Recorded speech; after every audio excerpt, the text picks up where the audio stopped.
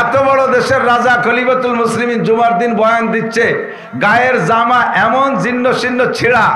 আল্লাহু আকবার। বয়ানের ভিতরে ওই দিন আসছে গভর্নররা সামনে বসা, বিভিন্ন প্রদেশের গভর্নর, ইরাকের গভর্নর, ইরানের গভর্নর, তুরস্কের গভর্নর, কুয়েতের গভর্নর, কাতারের গভর্নর, ওমানের গভর্নর, সব সাহাবায়ে কিরাম গভর্নর, ইনরা আসছে জুমার দিন বয়ানের সামনে বসা। তো হযরত ওমর রাদিয়াল্লাহু তাআলা আনহু গভর্নরদের উদ্দেশ্যে বলতেছেন, আনসিবু তুনসাবু লা তাজলিমুনা ওয়ালা তুজলামুন। হে গভর্নররা, ইনসাফ বাস্তবায়ন করবা, দলীয়করণ করে চাকরি বেশি দিবা না, তাহলে আরেক দল এসে গেলে চাকরি ঝাড়িয়ে সাফ করে ফেলাই দেবে। আরটি মিডিয়া সেন্টার, দেশ ও ইসলামের কথা বলে। দলীয়করণ করে তোমার ভোটারদের এলাকায় রাস্তাঘাট দিবা, আর তোমার বেদলেকে রাস্তা দিবা না, এ করবা না। কোনোদিন বেদলেরা ক্ষমতায় এসে গেলে সেদিন তোমাকে রাস্তাঘাটে খাল বানায় দেবে। আনসিবু ওয়ালা আনসিবু তুনসাবু, ইনসাফ করে ইনসাফ পাবা। এই ইনসাফের বয়ান দিচ্ছেন, ইতিমধ্যে মাঝখানে একজন দাঁড়াইয়া বলতেছে, ইয়া খলিফাতুল মুসলিমিন সাহ। হযরত ওমরকে তাক করে বলতেছেন, খলিফাতুল মুসলিমিন আপনি চুপ থাকেন, এ কথা আপনার মুখে শোভা পায় না। আরে ভাই, ওমরকে, যেই ওমরের নাম শুনলে এফিরু শয়তানু ওয়ায়াজরুতু জুরাতান, বাই সারতি সারতি বলায় শয়তান, ওযু সারতি সারতি বলায়, সেই শয়তান ওমরে দেখলে ভয় পায়, আর সেই ওমরের সামনে দাঁড়ায় কয় আপনার মুখে শোভা পায় না ইনসাফের বক্তব্য। হযরত ওমর গরম হয়ে গেছে। কেন আমার মুখে ইনসাফের বক্তব্য শোভা পায় না, এবং এই জমিনে কার মুখে শোভা পায়? ধমক দিয়ে তাকে বসায় দিয়েছে।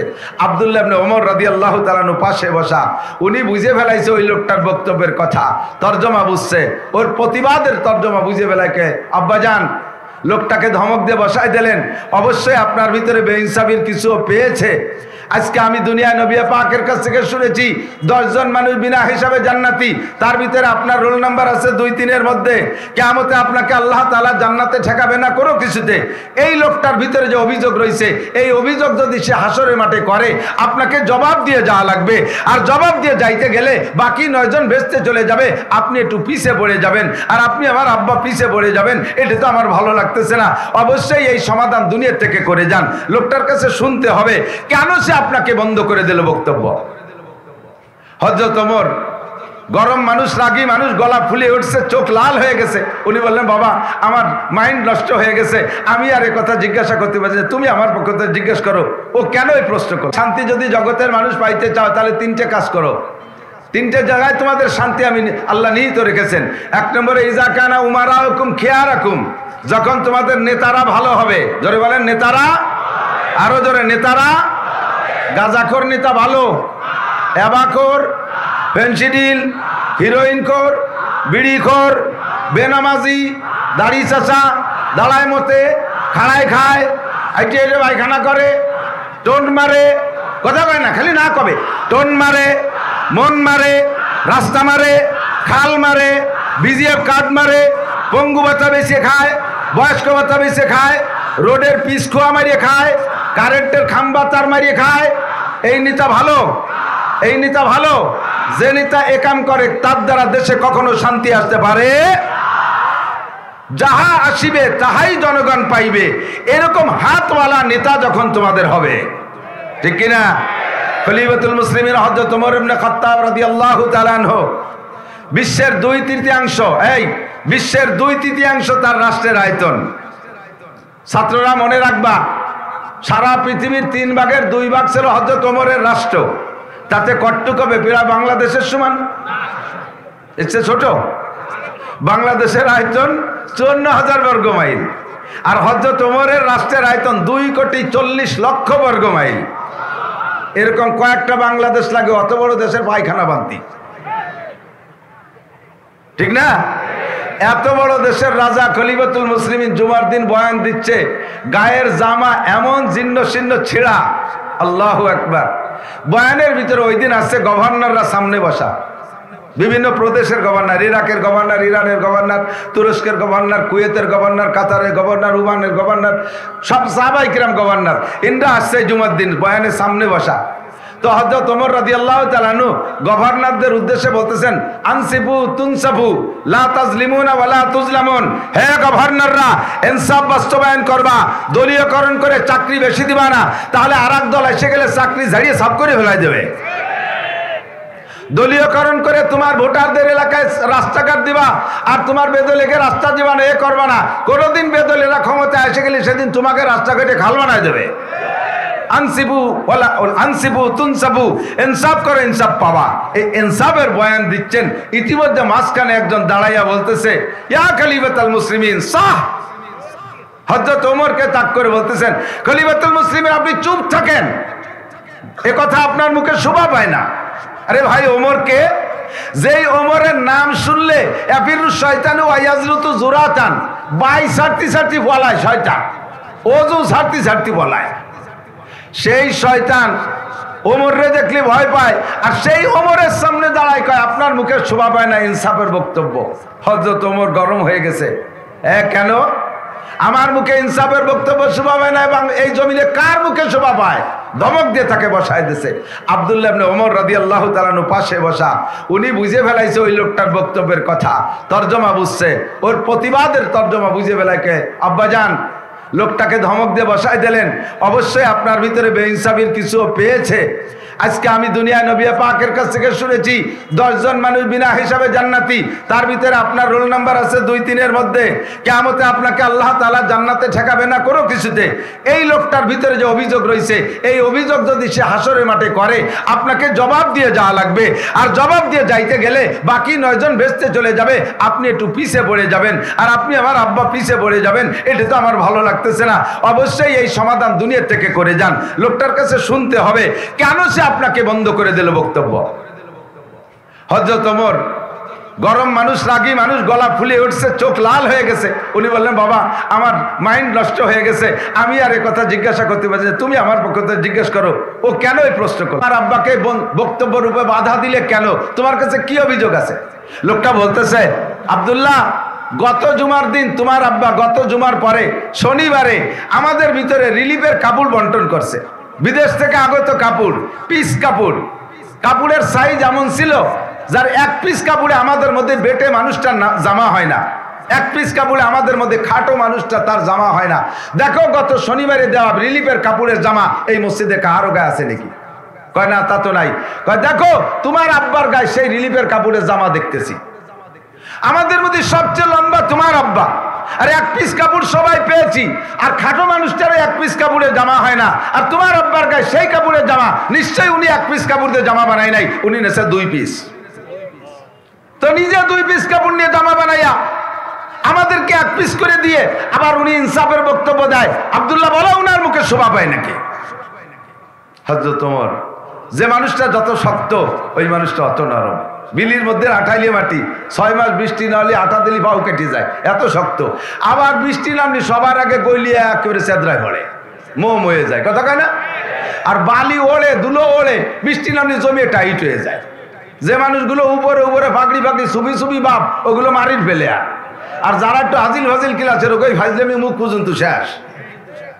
হযরত ওমর শক্ত মানুষ, এই বক্তব্য যখন লাগাই দিয়েছে দুর্বল হয়ে গেছে, এবার কান্না শুরু করছে। আব্বা জবাব দেন। আব্দুল্লাহ সাক্ষী দেয়, আল্লাহর কসম আব্বা আপনি 2 পিস কাপড় দিয়ে জামা বানাইছেন, আমি সাক্ষী। আপনি 2 পিস কাপড় দিয়ে জামা বানায় জনগণকে 1 পিস কাপড় দিয়ে ইনসাফের বক্তব্য দেন, আর ওই লোকটা প্রতিবাদ জানাইলে আপনি ধমক দিয়ে বসায় দেন। কিয়ামতে আল্লাহর কাছে জবাব দেওয়া লাগবে। বলেন এবার জবাব দেন। হযরত ওমর কাঁদতেছে, কয় বাবা জবাব তো তুমি জানো, আমার আর বলার ভাষা নাই, তুমি বলো। তো হযরত আব্দুল্লাহ বলতেছে, ভাই আল্লাহর কসম হে জনগণ, আমার আব্বা 2 পিস কাপড় দিয়ে জামা বানাইছে, ওই রিলিফের কাপড় দিয়ে।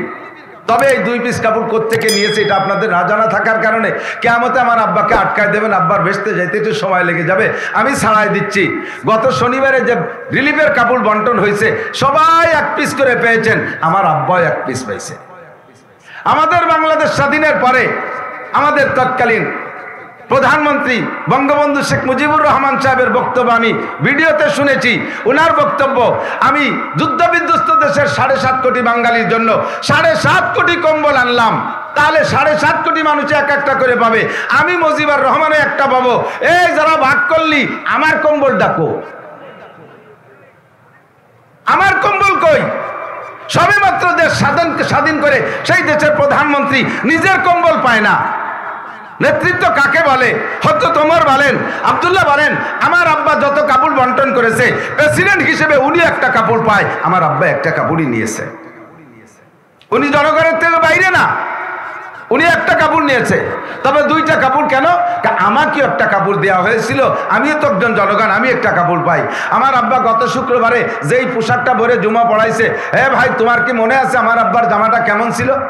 কয় যে হ্যাঁ তা মনে আছে, তোমার আব্বার জামার গায়ে 7 থেকে 8টা তালি দেওয়া ছিল।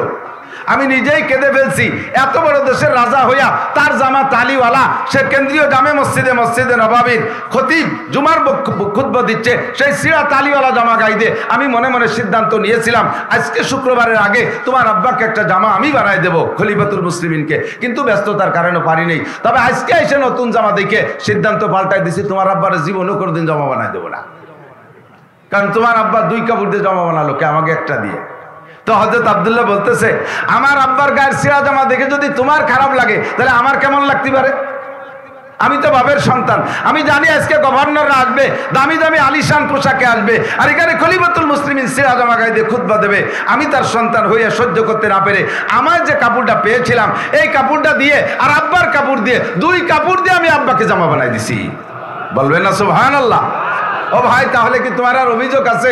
লোকটা দৌড়ে এসে খলিফাতুল মুসলিমিনের পা জড়িয়ে ধরে কাঁদতেছে। চোখের সামনে যে ওমরের দিকে বাগে তাকায় না, যে ওমরের নাম শুনলে শয়তান পালায়, সেই ওমরের যেখানে অভিযোগ, সামনের পর দাঁড়ায় অভিযোগ করে। আর আমরা এমন বাক স্বাধীনতা পেয়েছি যে আমাদের ভিতরে নেতারা যদি অন্যায় করে, সামনের পর তা বলার কায়দা নাই, কোনোভাবে বলার কায়দা নাই। বললেই আমরা অ্যারেস্ট হয়ে যাই, বললেই আমরা মামলা খেয়ে বসি, বললেই আমরা নানান অভিযোগে অভিযুক্ত হয়ে যাই। আল্লাহ পাক আমাদেরকে তেমন স্বাধীনতা দান করুক, যেই স্বাধীনতা দিয়ে আমরা ইনশাআল্লাহ আমাদের মনের সব ভাব ব্যক্ত করতে পারি। কথা বলেন ঠিক কিনা? হক কথা বলতে পারি। আল্লাহ তৌফিক দান করুক, বলেন আমিন। নেতা যদি এমন হয়, কথা বুঝে আসছে? বহু রেফারেন্স আছে, বলার সময় নাই। কমপক্ষে একটা কথাই মনে রাখবেন, নেতা যদি এমন হয়, তাহলে এই নেতা আল্লাহর কাছে যা চায় জনগণের জন্য আল্লাহ তা দিতে বাধ্য হয়। এজন্য ইজাকানা উমারুকুম কিয়ারকুম, নেতা হবে নামাজি, নেতা হবে কেন্দ্রীয় মসজিদের ইমাম হওয়া, খতিব হওয়ার যোগ্যতা সম্পন্ন, এরকম যদি তোমাদের নেতা হয়। ওয়াগনিয়াকুম সুমুহাকুম, সর্বদলের মানুষকে বলছি, শুধু আমার মৌলবীকে নয়, আমার মৌলবীরা এটা জানে। জনসাধারণ যারা আওয়াজ কানে পাচ্ছেন, সকলে খেয়াল করবেন, যদি শান্তি পেতে হয় তাহলে 2 নম্বর শর্ত হলো ওয়াগনিয়াকুম সুমুহাকুম, তোমাদের ধনীরা হবে দানশীল, তারা জাকাত দেবে, গরিবের দিকে লক্ষ্য রাখবে।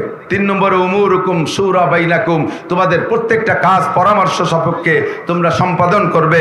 ওয়াসাবিরহুম ফিল আম ফাইজা আযামতা ফাতাওয়াক্কাল আলাল্লাহ, সকলে সম্মিলিত পরামর্শের মাধ্যমে যেটা সিদ্ধান্তে আসবে সেই সিদ্ধান্তকে সকলে মেনে নেব, আল্লাহর রহমত মনে করে সে অনুযায়ী চলবো।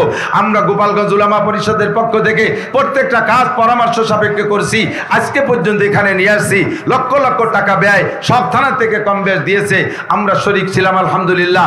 এখন সামনে আমাদের মুরব্বীরা পরামর্শ করে যে কাজে যেভাবে সিদ্ধান্ত নেয়, আমরা সেই সিদ্ধান্ত মেনে নিতে একমত। একটু 2 হাত জাগিয়ে আল্লাহকে দেখাই, ওলামায়ে কিরামদের পরামর্শ সাপেক্ষে যেটা আসবে আমরা মেনে নিতে একমত। ইউটিউবে লাকিরা গুরু হাত দেখা নেশা মারি বসে রয়েছে, দেখ দিকে এইরকম হাত দেখছো জীবনে কোনোদিন? একটা তাকবীর হবে, নারায়ে তাকবীর। বিশ্বের মুসলিম, আমার নেতা তোমার নেতা, বিশ্ব নবীর শত্রুরা, দিন ইসলামের শত্রুরা, ইহুদিদের দালালরা, নেতানিয়াহুর চেলারা, খ্রিস্টানদের আস্তানা,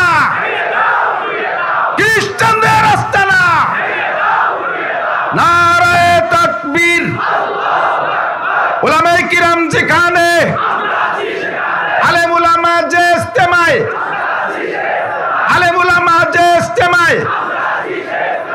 নাই যে ইজতেমায়, আলেম নাই যে তাবলীগে, আলেম আছে যে তাবলীগে। নারায়ে তাকবীর।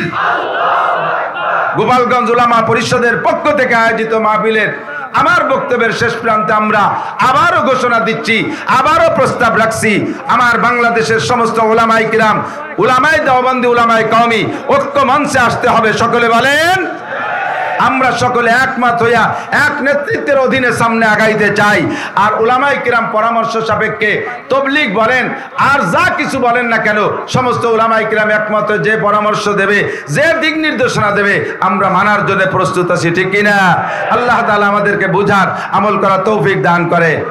লাস্টে ছোট্ট একটা কথা, এক উলামায়ে কিরাম তুলাবায়ে আযম, তাজা খাকি দাস্তানগর দাগ হায় সিনারা, গাহে গাহে বাজ খানি কিসসায়ে পারিনরা। মনে রাখবেন, অন্তরে ব্যথার জ্বালা যদি তাজা রাখতে হয় তাহলে বুজুর্গানে দিনের ইতিহাস জীবনী পড়তে হয়। আমাদের বাংলাদেশের ভিতরে অন্যতম, বর্তমানে বাংলাদেশে যারা রাজনৈতিক ফিল্ডে আছে অথবা রাজনৈতিক যারা আছে, সকলেই বলতে গেলে মুজাহিদে আজম আল্লামা শামসুল হক ফরিদপুরি রহমাতুল্লাহ আলাইহির সাথে কোনো না কোনো ভাবে একটু জোড়ানো আছে না নাই? এই যে মামুন ভাই, মাহফুজ ভাই জান আসছেন, ওনার আব্বাজি শাইখুল হাদিস সাহেব আল্লামা আজিজুল হক সাহেব সদস্য হুজুরের হাতে গড়া। এমনও বলেছেন, যদি আল্লাহ তাআলা কিয়ামতে আমারে বলে শামসুল হক কি নিয়ে আসছো, তখন আমি বলবো আল্লাহ আমি আজিজুল হকরে নিয়ে আসছি। যদি বলে আল্লাহ শামসুল হক কি নিয়ে আসছো, আমি বলবো আব্দুল মান্নান কাশিয়ানিকে নিয়ে আসছি। আমাদের বড়রা চলে সময় শেষ, এই জন্য বেশি বাড়াইতে পারছি না, শুধুমাত্র এতটুকু বলছি, কাশিয়ানি হুজুরকে যারা দেখছে তারা জানে কাশিয়ানি হুজুর কি। তোমরা যারা এই নিউ জেনারেশনে আসো, তোমরা দেখো নাই, জানো না। আমরা পড়েছি হুজুরের কাছে, হুজুরের সারাফাত, কারামতি, এলেম, বুজুর্গি সব আমরা দেখেছি। হুজুরের জীবনী বেরিয়ে আসছে অল্প দামে, হুজুরের জীবনী বেরিয়ে আসছে। এই পাশে বাম পাশে আছে হুজুরের জীবনী। ছাত্ররা প্রত্যেকের কাছে তুমি 150 টাকার মধ্যে একটা জীবনী তুমি সংগ্রহ করবা। উলামায়ে কিরাম নেবেন, প্রত্যেক মাদ্রাসায় বিভিন্ন সময় যে ছাত্রদের পুরস্কার দেন, সদস্য হুজুরের জীবনী, কাশিয়ানি হুজুরের জীবনী, শাইখুল হাদিস সাহেব হুজুরের জীবনী, আহমদ শফি সাহেব হুজুরের জীবনী, এই বড়দের জীবনীগুলো দেবেন। এগুলো একটু পড়ুক, তাহলে সামনে বড় হওয়ার জন্য শখ তৈরি হবে। কথা বলেন ঠিক না? রাজি আছেন তো ইনশাআল্লাহ? একটু হাত দেখতে চাই। আজকের মাঠ থেকে কারা কারা বই নেবেন, কারা কারা বই নেওয়ার ইচ্ছে আছে, কারা কারা বই নেওয়ার ইচ্ছে আছে, এখান থেকে বই নিয়ে যাবেন। কারা কারা বই, এত বই হবে? হবে না, হবে না, এত বই নাই। যাকে দুজনে এক কান নিলে হবে না। এরপরে আরো আছে লাস্টে ওই এই যে বেদগ্রাম খসরুভাইদের যে হোটেল, ওর মধ্যে এক গাড়ি রয়েছে, আমার জন্য রেখে দিয়েছে। আমি এক গাড়ি গাড়িতে করে নিয়ে বেশি এনে দিয়েছি আজকে। আমি মনে করি এটা আমার জন্য অনেক কিছু। আমি কাশিয়ানি হুজুর রহমাতুল্লাহ আলাইহির জীবনী ছাত্রদের হাতে পৌঁছে দিতে পারছি। এদের একটা ছেলে ভালো হলেও আমার জীবন সার্থক। সময় নষ্ট করেছি অনেকক্ষণ, আমাকে লাইলা নেহায়া কোনো নির্দিষ্ট দেয় নাই বিদায় একটু কথা বেড়ে গেছে। ভাইজান আসছে, আমরা সকলে নীরবে বসবো ইনশাআল্লাহ। আল্লাহ পাক আমাদের সকলকে সহি বুঝ দান করে।